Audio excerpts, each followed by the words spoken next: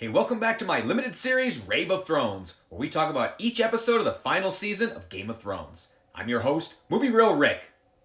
As a reminder, this series does contain spoilers, so if you're not caught up yet, hold off on watching this review. But for those who are up to date, let's talk about what went down this week. First off, what the what the fuckity Dany executing Varys? Okay, I get it. Varys did technically betray her, and he kind of is the master of deceit. So at least there was some reasoning to his execution. The next morning, Dany returns to King's Landing with her army, which had such great potential, and at first was pretty awesome. There was this slow buildup of suspense as the Golden Company squares off with the Unsullied at the city gates. Scorpion ballistas are mounted at every post along the wall. And Euron is floating around Blackwater Bay with the Iron Fleet, also well armed with scorpions. A soldier feels a breeze blow against his face, and we know she's coming. Euron looks up and tries to see, but Dany has tactically used the sun to her advantage, and he only gets one unsuccessful shot off before Dany is right on top of them. Too fast and too close to target, Dany lays waste to the entire Iron Fleet in seconds. Now, a lot of people have bitched about this, but it's actually pretty realistic if you think about it. For those who have never shot, specifically at a moving target that is actively trying to evade you, it's actually very difficult. Bronn hit one dragon as it was flying straight at him with perfect visibility, and Dany didn't realize the potential lethality of it. Euron and his fleet picked one dragon off only because it was slowly cruising, not too high in the sky, and never even saw it coming. Plus, before, Dany was caught off guard and taken completely by surprise. This time, Dany knew exactly what she was getting into and flew accordingly.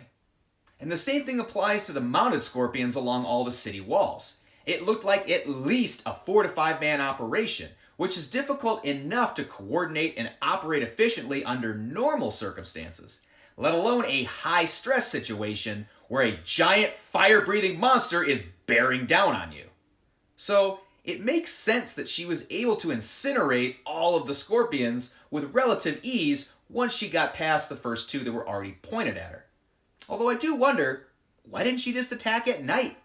There would have been no visibility and virtually no chance of anyone being able to hit her. Anyway, the dragon did seem a bit overpowered in how it was able to blast giant stone walls to smithereens and incinerate multiple ships with a single breath like that. But Dany and this dragon are pissed at the world right now, and as I'm sure we can all relate, rage definitely gives you some newfound strength. So again, it's fairly reasonable. And I love how we never even got to see the Golden Company fight, despite all the talk about them. They just get wiped out when Dany blasts through the city gates like that. Particularly their handsome, arrogant captain, who was literally sitting on his high horse. He was so confident one minute, then he starts to hear some blasts in the background, and then boom! His entire battalion is burning alive as he desperately tries to hobble off, but then Grey Worm gets him right in the back with his signature spear. The Unsullied and Dothraki pour in through the demolished gates, and Dany proceeds to obliterate the city's entire anti-aircraft defense system. Jon and Dany's army face off with a group of Lannister soldiers who realize that they clearly cannot win this battle and throw down their swords and surrender. Dany's perched up on a city wall, ready to rain fire, but then the city bells ring, and everyone breathes a sigh of relief. That was close. Now at this point, I was totally on board with everything that had transpired in this episode thus far, as I'm sure most people were. But then, it takes a very wild and unappealing turn. Dany takes off and flies directly into the heart of the city. So at first, I thought she was going to zip on over to the Red Keep, fly right up to Cersei's balcony, look her straight in the eye, give her a big fuck you smile, belt out Dracarys, and barbecue that evil bitch once and for all. Wouldn't that have been awesome? And probably what should have happened? But no. Instead, Dany just snaps and goes batshit crazy, fulfilling the internet prophecy by incinerating city streets at random. Which makes absolutely no f***ing sense.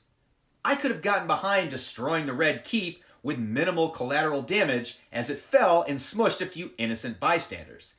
But to specifically target innocent civilians just seems way out of Dany's character. Although, this just goes to show why we could never have a female president. One minute, everything's fine. The next, somebody makes an off-the-cuff comment about her presidential blouse, and poof, an entire city gets wiped off the map. Now, I realize that things have been very tough for Dany since she arrived in Westeros. She lost 2 dragons. Ser Jorah, the only guy who's been with her since the very beginning, got killed. Varys plotted to overthrow her, and she just found out that her lover, who now rejects her, is not only her nephew, but is also the rightful heir to the Iron Throne, and the one who everyone actually wants to be king. So, I can kind of see how she feels betrayed and like it's her against the world. But, she could have just called up good old Daario Naharis. He would have been sailing for Westeros in a hot minute once he found out that the docks of her narrow sea were open for port. And Dany would have made new friends really fast, being a just and kind ruler. The type of ruler that she's consistently been for 7.5 seasons? For her character to make such a dramatic 180-degree turn like that, it's just too big of a leap. It's not believable, not to mention incredibly disappointing. And she's not the only one to go off the deep end. Once Grey Worm realized that Dany had gone apeshit, he seizes the opportunity to slaughter the Lannister soldiers who had just surrendered, which is a little more reasonable to me. Let's not forget, Grey Worm is an Unsullied.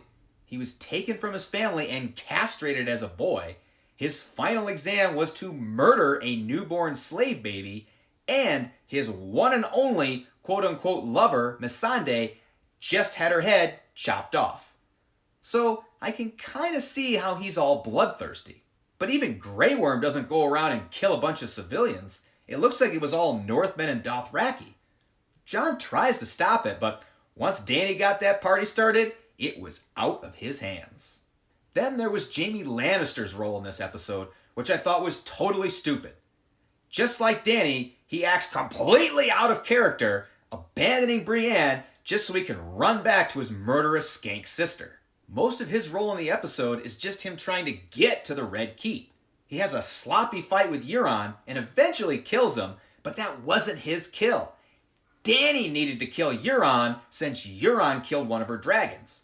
What should have happened was that he still should have washed up on shore, laughing to himself, thinking that he survived the whole thing, but then he looks up just in time to see Drogon swoop down and devour him as he cowers, just like the T-Rex ate the lawyer off the toilet in Jurassic Park.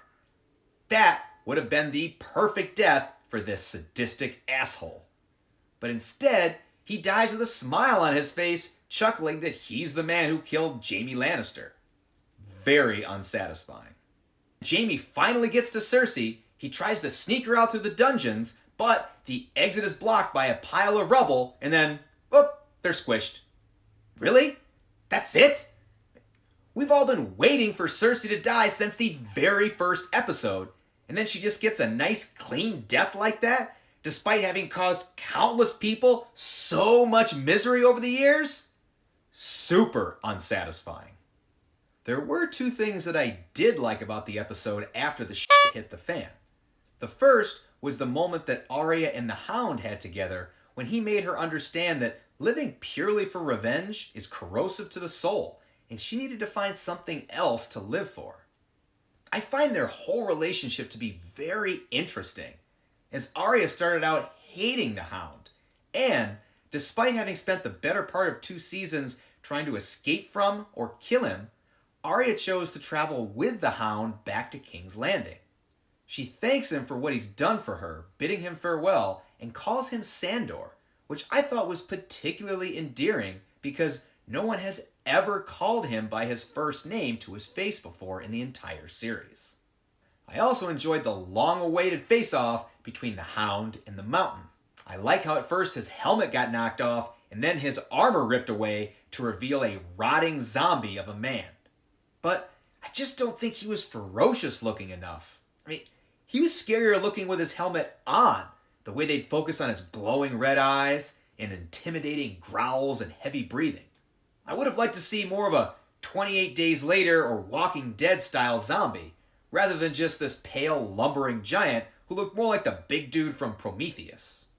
Overall, Benioff, Weiss, not only did you totally f*** up this episode and shit the bed on the final season altogether, but you have completely ruined this entire series. You know how many people, men and women, have looked up to Daenerys Targaryen for years? And now you just wiped your asses with her exaltedness. You stupid bastards. But I should have known better. Most long-running popular shows don't end well, especially HBO shows. So it looks like I'll be canceling HBO forever because you suck. Alright, so we've got one final episode left for them to turn it around. I highly doubt it's going to end the way any of us want it to, but I've got my fingers crossed. I kind of think that Jon is going to have to kill Dany and take over as the rightful heir, which he probably should have done in the first place in retrospect, but hindsight's always 20/20. Or maybe Dany will kill him and burn the whole world. I don't know. We'll find out this week.